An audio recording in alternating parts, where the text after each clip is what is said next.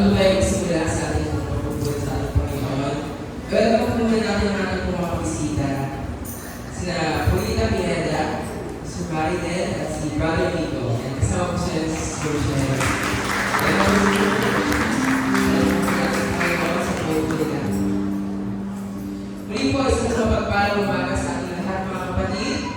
Yes, the Lord is good. Bago tayo umaga sa ating Diyos, lalahanin po muna natin ang mga pagpupay natin sa entire week ng daan. Anak ng Diyos, nalagumpay. Amen? Ikaw biyaya at pagsubok po ang naharap natin sa araw-araw. Every day is testing of our faith, lalo na when we're outside the church. But God is sovereign. Nandito po tayo. At alam po tayo magpuri sa ating Diyos na tila sa lahat.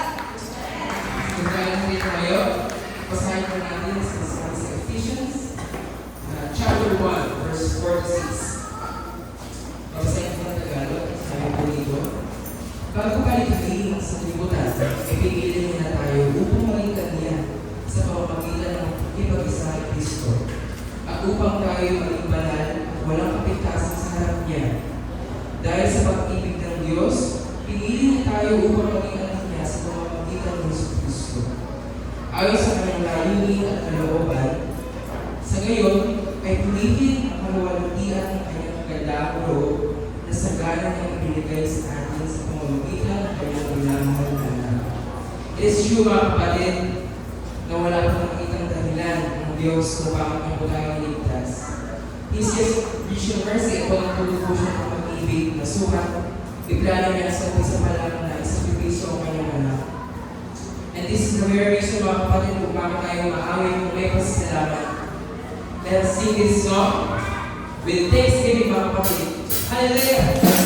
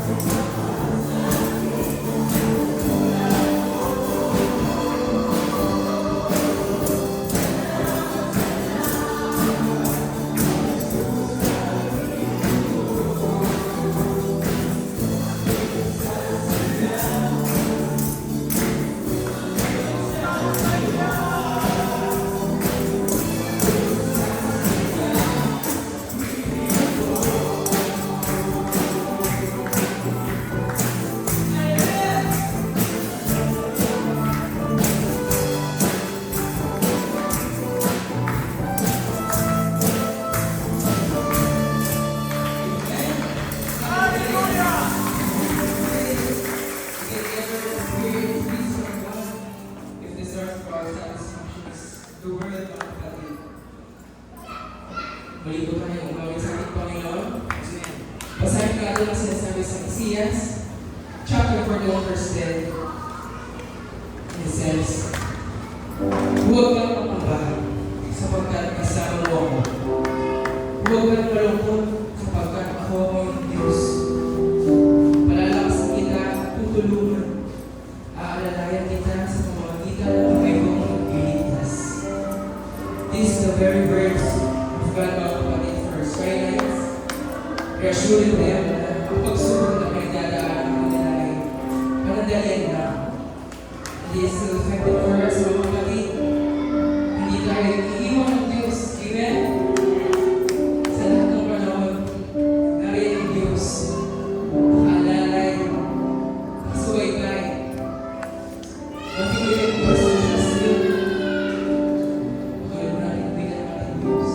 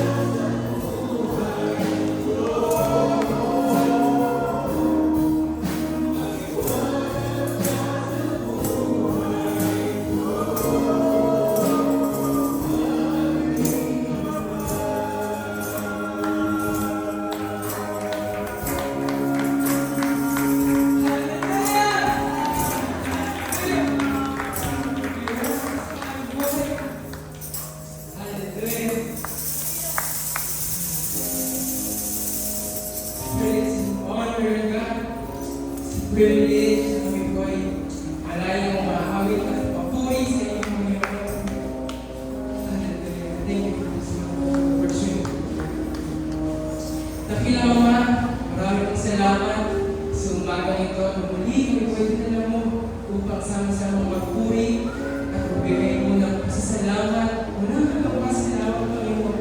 Pagkat iminawala mo sa aming kagandaan, O Lord. Yes, through Jesus Christ. Even like us, Panginoon, sa mga bagay na pag-spiritual, ngayon na uunawaan namin kung bakit kami umaawit. The very reason, Panginoon, kung bakit namin ginagawa ang mga bagay na ito. Dahil you allowed us, Panginoon, na magganap sa mga bagay na pang-spiritual, Panginoon. Ama, sa umaga ito, patuloy na kami po ay nagdenize. Tingnan namin sa inyo, Panginoon, na kung meron po kaming nagawa, hindi po karapat-dapat or magbibigay sa inyo ng kagalang ng Panginoon. Tawad, Panginoon, sa mga sins po namin. No honor, God. Ilutang mo po ito. Ihanda mo rin po kami, Lord, sa mga consequences na dulot po ng aming pagsuway, Panginoon. Ama, nag-enjoy po kami sa inyong harapan kung meron po sa amin, Lord, hindi pa nakabuo na naman kami. Kawan po kami, Lord. For our mercy, grace po rin ang once. Hallelujah.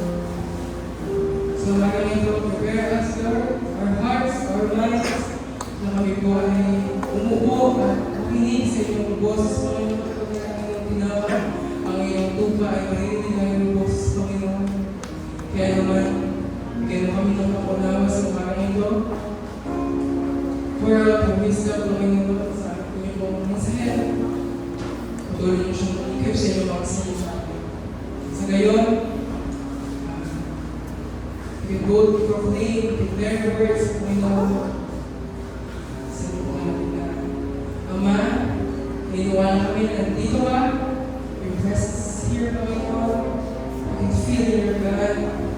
And nawa, Panginoon, patuloy mo kami bigyan ng patuloy na desire na mag-asam, Panginoon, mag-dance na kanyang presensya sa araw-araw namin, Panginoon. Lord, sa inyo po namin pinataas ang umaga nito. Nawa, Panginoon, pagningi ng iyong glory sa aming kalagitnaan through this worship and through your words, proclaiming your words, Panginoon, ito mga dalangin sa mga sa pangalan ni Jesus. Amen.